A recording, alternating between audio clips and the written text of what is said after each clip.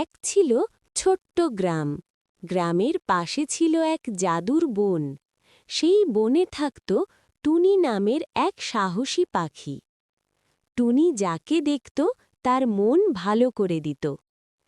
একদিন গ্রামের সব আলো নিভে গেল। মানুষ ভয় পেয়ে গেল। তখন টুনি উড়ে গেল জাদুর বনের গভীরে। সেখানে সে পেল আলো জ্বালানো এক সোনালি ফুল। ফুলটি বলল, যে নিঃস্বার্থভাবে আলো চাইবে তাকেই আমি আলো দেব। টুনি কোনো কিছু না চেয়ে শুধু গ্রামের মানুষের হাসি ফিরিয়ে দিতে চাইল। সঙ্গে সঙ্গে ফুল ঝলমল করে উঠল। টুনি আলো নিয়ে গ্রামে ফিরল। গ্রাম আবার আলোয় ভরে গেল। মানুষ খুশি হল। সেই দিন থেকে সবাই জানল, নিঃস্বার্থ মনেই আসল জাদু থাকে।